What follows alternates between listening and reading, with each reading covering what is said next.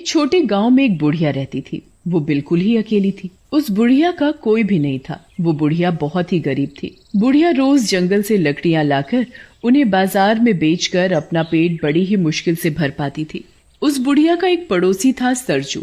सरजू ने एक गाय पाल रखी थी जिसका सरजू बिल्कुल भी ध्यान नहीं रखता था। यहाँ तक कि उसे खाने के लिए चारा भी बड़ी ही मुश्किल से देता था। एक दिन की बात है। इस गाय का मैं क्या करूं? ये गाय दूध वूध तो देती है नहीं, बस सारा दिन चारा ही खाती रहती है। इस गाय को कोई खरीदेगा भी तो नहीं, जिसे बेचकर मैं दूसरी नई गाय खरीद लाऊं। सरजू गाय को खाने के लिए चारा तो देता नहीं था, उल्टा उसे मारता और रहता। ये सब बुढ़िया रोज अपने घर से देखा करती। बुढ़िया को उस गाय पर बड़ी दया आती थी। कैसा नासपिटा इंसान है जो गौ माता को मारता रहता है। ऐसे आदमी को तो नरक में भी जगह नहीं मिलेगी। पाप लगेगा इसे, पाप। जब देखो बेचारी गाय को मारता ही रहता है। एक दिन की बात है। बुढ़िया सरजू के घर के आगे से जा रही थी।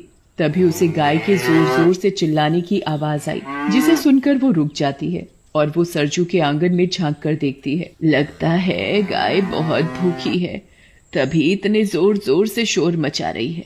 ये सरजू खुद तो अपना पेट भर लेगा और घूमने निकल जाएगा, लेकिन बेचारी बेजुबान गाय के ऊपर इसे जरा भी दया नहीं आती। फिर बुढ़िया कहीं से गाय के लिए चारा लेकर आती है और सरजू के आंगन में जाकर गाय को चारा खिलाने लगती है और उसके सिर पर बड़े प्यार से हाथ फेरती है। चारा खाकर गाय का शोर मचाना बंद हो जाता है। गौ माता, तुझे भूख लगी थी ना? चारा खिलाकर बुढ़िया जैसे ही जाने लगती है तो गौ माता बुढ़िया की साड़ी मुंह में दबा लेती है। गौ माता, अब मुझे जाना होगा। अगर सरजू ने मुझे तेरे साथ देख लिया ना तो सोचेगा मैं गाय चुराने आई हूँ। इससे पहले कि सरजू आए मैं यहाँ से चली जाती हूँ। बुढ़िया को ना चाहते हुए भी वहां से जाना पड़ता है। और फिर जैसे ही रात होती है, बुढ़िया बेचारी गाय के बारे में सोच सोच कर बड़ी परेशान हो रही थी। फिर पता नहीं कब उस बुढ़िया को नींद आ जाती है और अगली सुबह फिर जैसे ही सुबह होती है, बुढ़िया सीधे सरजू के पास जाती है और उससे कहती है, क्या तू मुझे अपनी गाय बेचेगा? सरजू गाय के बेचने की बात सुनकर अंदर ही अंदर खुश होने लगता है। आज तो लगता है भगवान ने मेरी सुन ली। क्या हुआ सरजू, तू किस सोच में पड़ गया? बता, तू मुझे अपनी गाय बेचेगा? हाँ हाँ माँ, क्यों नहीं। तो ठीक है, ये ले अपने पैसे और गाय मुझे दे। एक बात समझ में नहीं आई अम्मा, तुम इस बूढ़ी गाय का करोगी क्या? तुझे तेरी गाय के पैसे मिल गए ना, बस। बुढ़िया सरजू के हाथ में पैसे पकड़ाकर उससे गाय लेकर अपने घर आ जाती है और गाय को अपने आंगन में एक खूंटे से बांध देती है और उसे हरा हरा चारा खिलाती है और बड़े प्यार से गाय को निहारती है, जैसे उसे कोई अपना मिल गया हो। और फिर जैसे ही रात होती है, बुढ़िया गाय के आगे चारा डालकर सोने चली जाती है। और अगली सुबह बुढ़िया सवेरे जल्दी जल्दी उठकर गाय का गोबर उठाती और फिर गाय के नीचे से साफ सफाई करके उसे नहलाती धुलाती है और फिर उसे खाने के लिए चारा देती है। ले गौ माता, चारा खा। बुढ़िया गाय को अपने हाथों से चारा खिलाती है। बुढ़िया के पास खुद के लिए खाने को होता या ना होता, पर वो गाय के लिए हमेशा समय से चारा खिलाती और उसकी खूब सेवा करती। वो गाय को जरा भी तकलीफ नहीं होने देती। बुढ़िया रोज रात को सोने से पहले उसे चारा देना नहीं भूलती थी। गाय भी बुढ़िया से बड़ी खुश होती। बुढ़िया की गाय अब पहले से ठीक हो चुकी थी। एक रात बुढ़िया गाय को चारा देकर सोने चली जाती है और जब वो सुबह उठती है और गाय के पास जाती है तो बुढ़िया के तो होश उड़ जाते हैं। ये क्या? गाय ने सोने का गोबर किया? क्योंकि वो गाय कोई मामूली गाय नहीं थी, एक जादुई गाय थी जो सोने का गोबर देती थी। फिर वो बुढ़िया चुपचाप गाय के नीचे से सारा सोने का गोबर उठाकर अपने कमरे में ले जाती है। अरे वाह, गौ माता ने मुझे सोने का गोबर दिया, इससे तो मैं गौ माता के लिए और भी चारा खरीद सकूंगी। फिर वो बुढ़िया सोने का गोबर बाजार में बेचकर गाय के लिए एक सुंदर घंटी खरीदती है और अपने और गाय के लिए बहुत सारा खाना खरीदती है। फिर बुढ़िया अपनी गाय को भी बढ़िया चारा खिलाती और खुद भी पेट भर खाना खाती है। भगवान तेरा बहुत बहुत धन्यवाद इस लाचार बेसहारा बुढ़िया की मदद करने के लिए।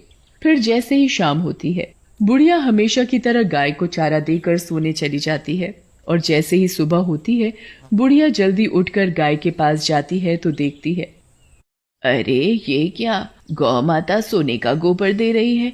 मैं इसे टोकरी में भर लेती हूँ और जल्दी से अंदर कमरे में ले जाती हूँ। फिर बुढ़िया गाय के नीचे से सारा सोने का गोबर एक टोकरे में भर कर कमरे में ले जाती है। ये गौ माता तो मेरे लिए वरदान है, वरदान।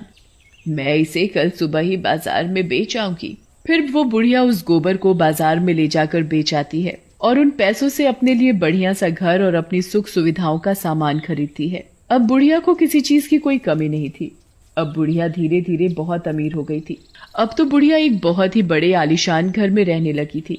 उसके पास नौकर चाकर की कोई कमी नहीं थी। बुढ़िया ऐशो आराम की जिंदगी जी रही थी।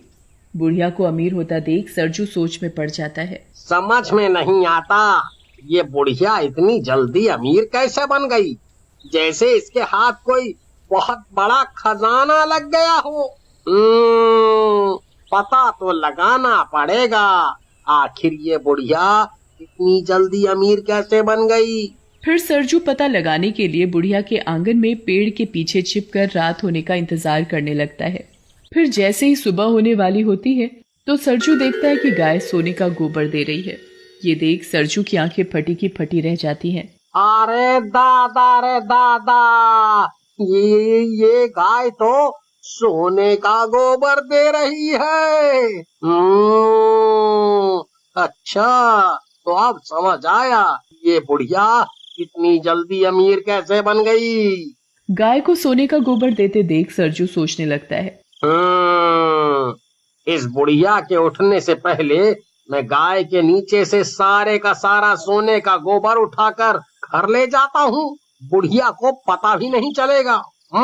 फिर जैसे ही सरजू गाय के नीचे से गोबर उठाने लगता है तो गाय एक जोर की लात सरजू को मारती है और मन ही मन कहती है, गोबर लेगा, तेरे तो नसीब में गोबर ही गोबर है। सरजू गाय के नीचे से सोने का गोबर उठाने की लाख कोशिश करता है पर वो सोने का गोबर नहीं उठा पाता। इतने में ही बुढ़िया को आता देख सरजू छिप जाता है। बुढ़िया गाय के नीचे से बड़े आराम से सारा सोने का गोबर उठाकर अंदर कमरे में ले जाती है। अरे, इस गाय ने तो इस बुढ़िया को कुछ कहा भी नहीं। अगर मैं इस गाय का सोने का गोबर नहीं ले सकता तो इस बुढ़िया को भी नहीं लेने दूंगा।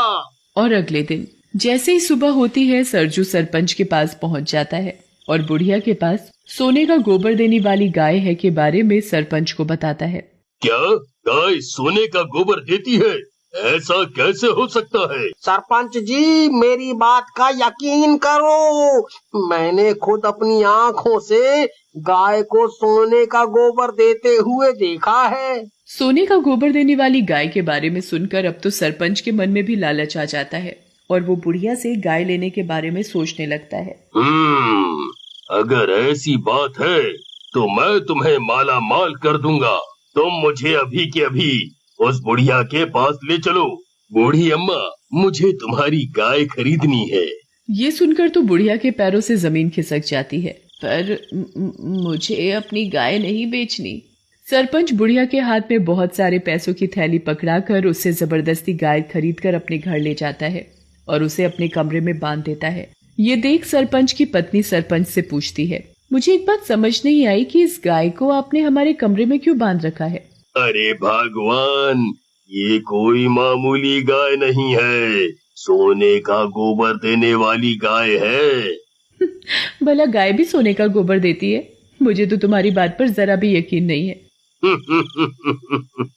जब ये गाय सुबह सोने का गोबर करेगी तब तो यकीन करोगी। उधर बेचारी बुढ़िया अपनी गाय को याद कर कर के रोए जा रही थी। मेरी गाय, हाय रे मेरी गाय, मैं मेरी गाय के बिना कैसे रहूंगी? वो ही तो मेरे जीने का एक सहारा थी। बुढ़िया गाय को याद करके सो जाती है। उधर सरपंच की खुशी का ठिकाना नहीं था। सरपंच गाय को खूब सारा चारा खिलाता है जिससे कि गाय खूब सारा सोने का गोबर दे सके। फिर थोड़ी ही देर बाद सरपंच और उसकी पत्नी सो जाते हैं और जैसे ही सुबह होती है सरपंच की पत्नी सरपंच को उठाते हुए कहती है, ए जी उठो ना, देखो ना कितनी बदबू आ रही है, जैसे गाय ने गोबर कर रखा हो। ये क्या गोबर? गाय ने तो सोने का गोबर दिया ही नहीं। सरपंच सरजू की खूब धुलाई करता है